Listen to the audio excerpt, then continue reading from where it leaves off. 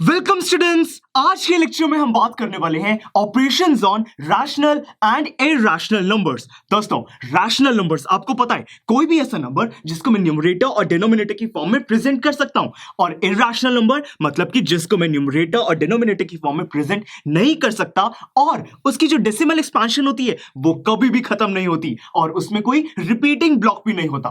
तो दोस्तों, हम ऐसे रैशनल और इरैशनल नंबर्स पर कुछ ऑपरेशंस अप्लाई करने वाले हैं। ऑपरेशंस मतलब कि simple, plus minus multiply divide, ये सब हमारे ऑपरेटर्स हैं। हम इन ऑपरेशंस को अप्लाई करेंगे रैशनल और इरैशनल नंबर्स पे और कुछ पैटर्न्स को फाइंड करेंगे। दोस्तों, बहुत ही इंटरेस्टिंग टास्क है। देखिए, सबसे पहले कंसीडर करते हैं कुछ रैशनल नंबर्स को ही, यानी कि हम रैशनल और रैशनल दोनों रैशनल नंबर्स के बीच में हम कुछ ऑपरेशंस अप्लाई करेंगे। जैसे कि देखो, यहां पे मैंने एग्जांपल लिया है 2/5। देखिए, 2 और 5 दोनों इंटीजर्स हैं, डिनोमिनेटर 0 के इक्वल भी नहीं है, न्यूमरेटर और डिनोमिनेटर की फॉर्म में है, एक रैशनल नंबर है। तो अगर मैं 2/5 को 5/2 इन दोनों को अगर मैं ऐड कर दूं, मैंने प्लस का यहां पे ऑपरेटर यूज किया, एडिशन, तो दोस्तों हमें जो रिजल्ट मिलेगा वो होता है 29/10। अब ये 29/10 ये भी तो एक रैशनल नंबर है।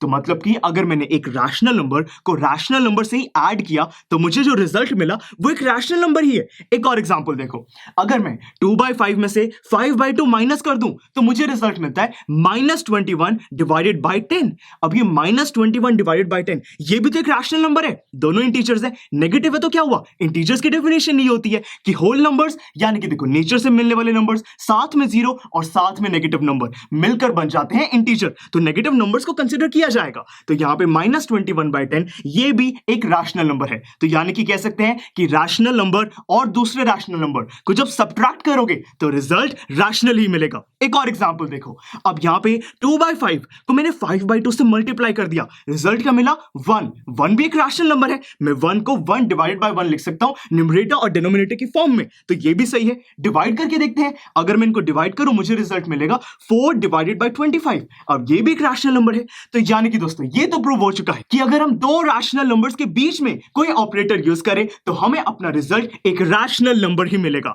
ये हमने प्रूव कर दिया। आप कोई और भी एग्जांपल ले सकते हैं, मैं आपको एनकरेज करूंगा कि आप भी इस स्टेटमेंट को टेस्ट करो, ये जो हमारा रिजल्ट है इसको एक बार प्रूव करो। तो चलिए अब बात करते हैं कि अगर हम किसी रैशनल और इरैशनल नंबर के बीच में ऑपरेटर लगा दें तो क्या होगा। देखिए दोस्तों, यहां पे मैंने एग्जांपल लिया है 2/5, ये हमारा रैशनल नंबर है, साथ मैंने एक और एग्जांपल ले लिया √2। अब दोस्तों √2 ये एक इरैशनल नंबर है, इसकी जो एक्सपेंशन है वो कभी खत्म नहीं होती और कोई रिपीटिंग ब्लॉक भी नहीं है, तो √2 एक इरैशनल नंबर है। तो स्टूडेंट्स, जब मैं देखिए अगर मैं इनको ऐड कर दूं मुझे जो रिजल्ट मिलेगा वो होगा 1.81421 एंड सो ऑन। कोई पैटर्न नहीं है, कोई इसके अंदर रिपीटिंग ब्लॉक नहीं है और कभी खत्म नहीं होगा। तो फाइनल रिजल्ट एक इरैशनल नंबर है।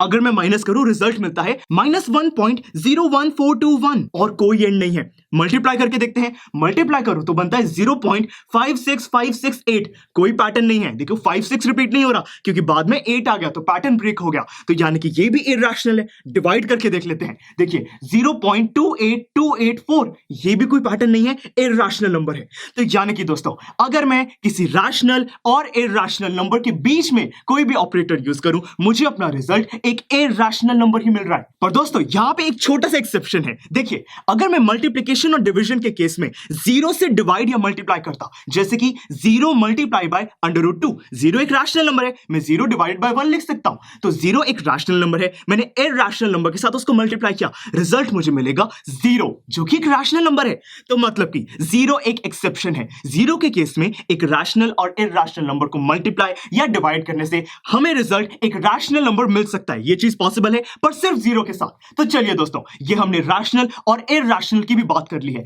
अब दोस्तों एक बहुत ही इंटरेस्टिंग कॉम्बिनेशन को कंसीडर करते हैं। देखिए, अगर मैं दो इरैशनल नंबर के बीच में ऑपरेशन अप्लाई करूं तो क्या होगा, ये बहुत ही मजेदार है। देखिए, अगर मैं √2 और √5 ये दोनों ही हमारे इरैशनल नंबर है, इनको मैं ऐड कर दूं मुझे रिजल्ट एक इरैशनल नंबर मिल रहा है। ये 3.65028 कभी खत्म नहीं होगा, एक इरैशनल नंबर है। परंतु यहां पे देखो, यहां पे मैंने क्या किया, √2 है, एक इरैशनल नंबर है, नेगेटिव √2 ये भी इरैशनल है।